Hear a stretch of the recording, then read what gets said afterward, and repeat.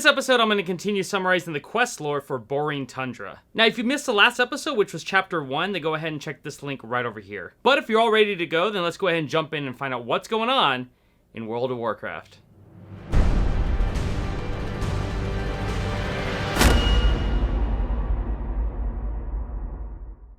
After you complete the quest for Yala, you head over to Midge, and she tells you about how some dark wizards were about to capture her using a magical cube. But that's when her rescuers swooped in on Drakes and saved her. But she never really got to thank them, so she's hoping that you can head north to Amber Ledge and pretty much thank them for her. When we get to that area, we'll do just that. Now, as you're about to leave the keep, you run up to Mark Haynes, who tells you that there's a girl in the inn named Larissa, and she's desperately looking for some help. So you head back into the inn and speak with her. She says that a family friend of hers named William Allerton mentioned that her brother enlisted here at Valiant's Keep on the same day that he did. The thing is, Larissa's brother has been dead for years. So she sold everything to come looking for her brother, whose name is Thessarian. But she was recently threatened with arrest if she kept on snooping around. So she needs someone in better standing. Someone like you to help her out. She wants you to visit this William guy who's stationed at the FARSHIRE mine. So when you get over there, go ahead and look for him.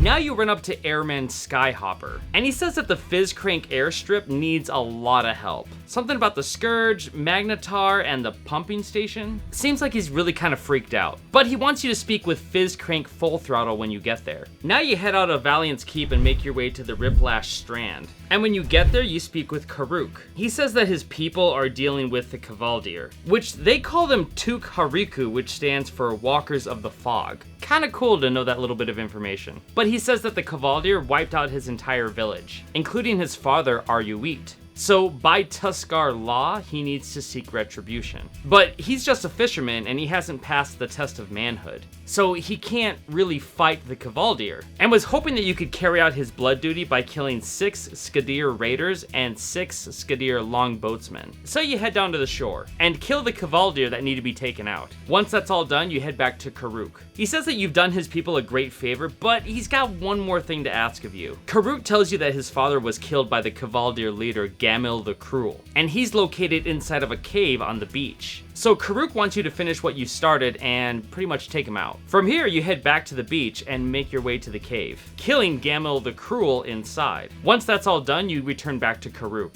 who tells you that with Gamil dead, you've avenged the death of his people, and that they can now rest in peace. When you complete this quest, Aryuit, who is Karuk's father, shows up, and says that the Fallen of Palea will not rest. Not really sure what that's entailing, but maybe we'll find out later. Anyways, pretty much the Naga priestess in the area needs to be found. Okay, so I didn't really get around to recording this because it happened so fast after completing the quest, but pretty much Karuk tells you that there's a Naga priestess alive at the temple to the west of here. And it seems like she'll share in the resentment of the Kavaldir. So maybe we should go see what she has to say. Now you head back on the beach and arrive at the location of Vija, the Naga priestess. She tells you that 500 years ago, Ashara imprisoned a creature named Leveroth in the waters below. But now the Kavaldir want to awaken him. But in order to do so, they need to sacrifice a ton of people. So they took over the Naga city. And one of the Naga that they used to sacrifice was Vija's brother. And also when they ran out of Naga to kill, they turned to Tuskar to start sacrificing. So in order to start cleaning up this mess, Vija wants you first to collect the golden trident from the Kavaldir captain named Ragnar. He can be located deep inside northeastern Riplash. So you head out to his location, find him and kill him for the trident. Then you return to Vija and hand her the spear, in which she says that now we'll be able to kill the Kavaldir beast. Now she tells you that Raj Nazan was the leader of Riplash when Leveroth was imprisoned, and Ashara blessed his trident so he could use it to kill the beast if it ever escaped. But here's the thing, Vija isn't really happy that you're wielding the spear now. Although she's really glad that she's gonna see some kind of redemption against the Kavaldir, knowing that you're gonna kill Leveroth. Which, that's the objective of this quest. You need to head underwater and drive the spear into the beast to kill it. So you head out to the location, and when you get there, you engage with Leveroth and use the spear to kill him. Once he's dead, you head back to shore and report to Karuk, who says that the spirits of his people can now rest in peace, and you've helped him honor his father. From here, you leave Riplash Strand and make your way to the village of Farshire. When you arrive, you run up to Gerald Green. He tells you that Valiant's Keep did send a detachment of troops, but they've been defending the mine, and Gerald hasn't heard from them in days. So he wants you to head over to the mine and see what's going on. And maybe they can send some reinforcements over here to help out with the scourge problem. So you head over to the mine, and when you get there, you run inside and come across a really strange smelling bag of grain. The sack smells of what you've come across to recognize as the plague. So this would explain why the footmen here are all undead. Knowing this, it might be wise to let Gerald know about what's happening in the mine. Now you run up to a body laying on the ground, and you figure out that this is William Allerton, who Larissa asked you to find back in Valiant's Keep. Now, he's definitely dead, but he doesn't have any bite or claw marks on him. Upon further inspection, you find that William's neck has been cut with a sharp object. You've also find an enlistment card with the name William Allerton. This would be something that Larissa would want to see. Now you leave the mine and return to Gerald Green, and he feels pretty bad for the detachment that was plagued at the mine. He also mentions that this sounds like an inside job and that possibly someone from the Cult of the Damned was an infiltrator and, did all this bad stuff. So what we know for sure is that the military isn't going to help out Gerald because, well, they're all dead now. But Gerald says that we need to handle this ourselves, so he sent out a militia to handle the situation with the Scourge. So you would be really helpful if you could take out 14 plague scavengers here in Farshire. Now you run up to Wendy Darren,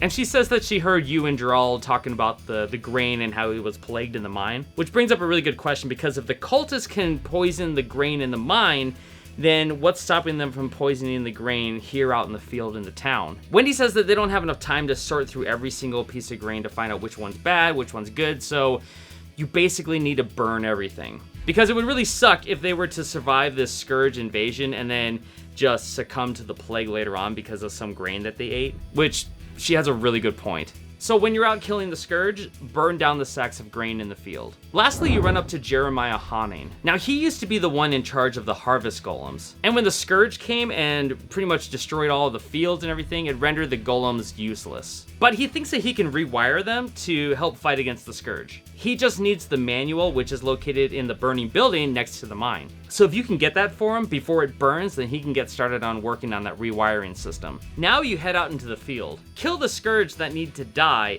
again, burn the sacks around the area, and collect the manual from the burning building. Once that's done, you return to the villagers and report. Gerald says that even though you killed a bunch of Scourge, they still keep coming. But we really can't give up, and he mentions something about the cart in the mine, saying that it has the last bit of ore that the Alliance are going to see on this side of the continent for a very long time. So he wants you to salvage it, but the key to release the mine is carried by Captain Jacobs, who's now a Forsaken deep inside of the mine. So if you can get the key from him and salvage the cart, that would be really helpful. Wendy says thank you for burning the sacks of grain because she says it would have been really horrible if the survivors of the town would have just, succumbed to the plague if they ate some of it after surviving this huge ordeal of the Scourge invasion. When you return the manual to Jeremiah, he says that it's really, really easy to rewire the golems. Basically, you need to put them out of commission. Then with the tools that he gives you, plug all of the red wires into the blue slots. This will place them in self-defense mode. And then they should technically start fighting the Scourge. So now you head back into the field. Fight the golems and then rewire them so they can fight against the Scourge that are in the area. Then you head into the mine, find Captain Jacobs, and kill him for the key, which you use to release the cart via the lever. Once the ore is safely out of the mine, you exit yourself and go back to the villagers to report. Jeremiah says that he feels useful again after learning how to rewire the golems, while Gerald thanks you for getting the mine out of the ore and says that this is going to be very useful for the Alliance. He also says that now that we have enough salvaged ore, we can send it back to Valiant's Keep.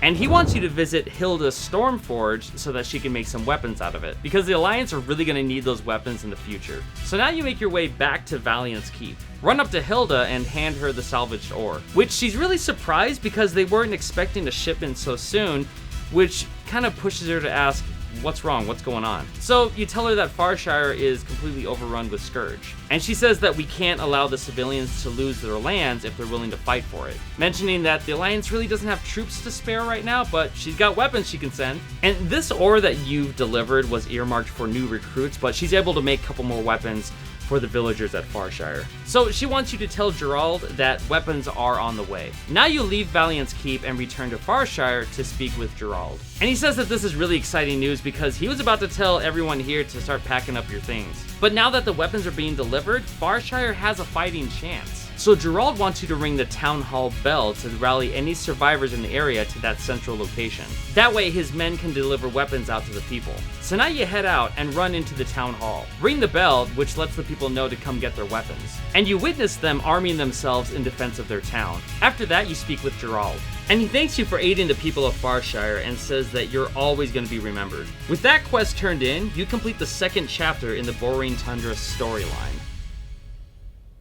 We still got quite a few chapters to keep going, but I'm really excited with these stories and I love how it's all playing out. Again, thank you so much for watching this video, and I hope it does help in understanding the quest lore if you're really not interested in reading everything while you're leveling your character in Wrath Classic. I also want to give a big shout out to the Order of Lore Masters for their constant support on this channel. These people are part of the membership, and if you're interested in supporting the channel, you can go ahead and check out the link down below. I just want to say thank you so much for all the help that you guys do. It really does mean a lot. And with that, I'll see you guys next week when we find out what happens next in the Tales of Azeroth.